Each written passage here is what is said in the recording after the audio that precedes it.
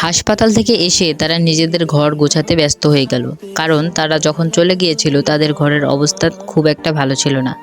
দুজনেই কাজটা করতেছিল, করতে করতে রাত হয়ে গেল। রাতটা ছিল খুবই নীরব। ঘরে হালকা আলো, জানালার পর্দা দুলছে। রিমি আয়নার সামনে দাঁড়িয়েছিল, চুলগুলো এলোমেলো, চোখে লাজুক উজ্জ্বলতা।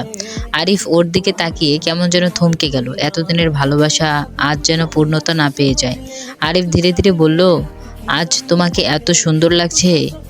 রিমি মাথা নিচু করে ফিসফিস করে বলল, এইসব কি বলছো? আমি অনেক ক্লান্ত আছি, কিন্তু তোমার সাথে থাকলে সব কিছুই যেন সহজ লাগে। এই এতটুকু কথাই দুজনের জন্য যথেষ্ট ছিল।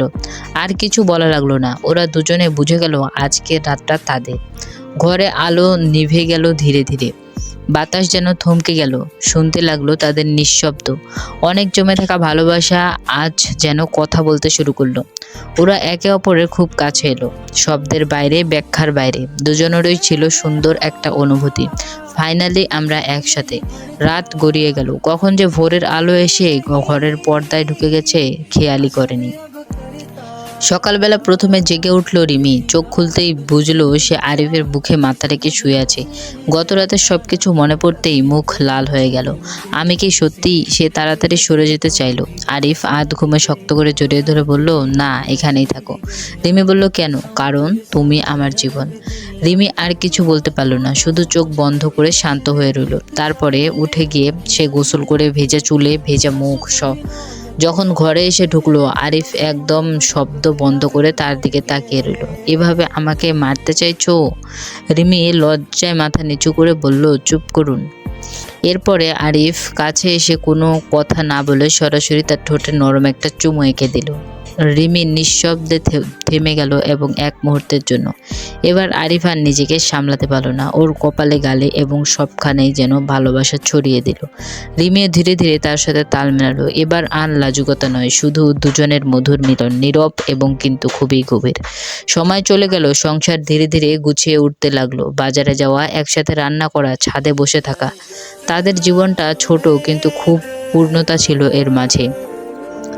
একদিন সন্ধ্যায় রিমি অস্বাভাবিকভাবে চুপ করে বসেছিল, কারণ তাদের আজ বিয়ের প্রায় 1.5 মাসে পৌঁছে গেছে। তারা এখন অনেকটা সুন্দরভাবে নিজেদের সংসারকে গুছিয়ে নিয়েছে। আরিফ জিজ্ঞাসা করলো, কি হয়েছে? কাঁদছো কেন?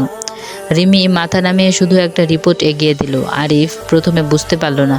2 সেকেন্ড পরে চোখে পড়ল যা দেখে সে হাঁ করে তাকিয়েছিল। মানে তুমি? রিমি হাসি চেপে মাথা নেড়ে বলল, হ্যাঁ, আমি প্রেগনেন্ট। এরপরেই কি হলো আরিফ তা নিজেও জানতে পারে না। সে রিমিকে জড়িয়ে কোলে নিয়ে ঘুরিয়ে ফেললো এবং বলল, আমি বাবা হতে চলেছি। এটা তো অনেক অনেক সুখবর। তুমি আমার জীবনে এত খুশির ঝড় এনে দিবে তা আমি কল্পনাও করতে পারিনি। সব কিছুর জন্যই তোমাকে অনেক অনেক ধন্যবাদ। রিমি মাথা নিচু করে বলল, আমি তো তোমারই ছিলাম সব সময়। সেই রাতটা আরেকভাবে নীরব ছিল। কোনো ভয় নেই, কোনো দূরত্ব নেই, শুধু দুজন, তাদের আগত ছোট্ট জীবনের স্বপ্ন। রিমি বারান্দায় দাঁড়িয়েছিল, তার চুল হালকা বাতাসে উড়ছিল। আরিফ পিছন থেকে তাকে জড়িয়ে ধীরে ধীরে বলল, এবার আমরা 3 জন ফাইনালি। রিমি চোখ বন্ধ করে হাসলো এবং বলল, হ্যাঁ, তুমি ঠিকই বলেছ, আজকে থেকে আমরা 3 জন। তো ভিউয়ার্স, আজকে এই গল্পটা এখানেই সমাপ্ত হলো। তো গল্প নিয়ে আরও অন্য অন্য গল্প আসবে, তো আপনারা সবাই অপেক্ষা করেন নতুন গল্পের জন্য।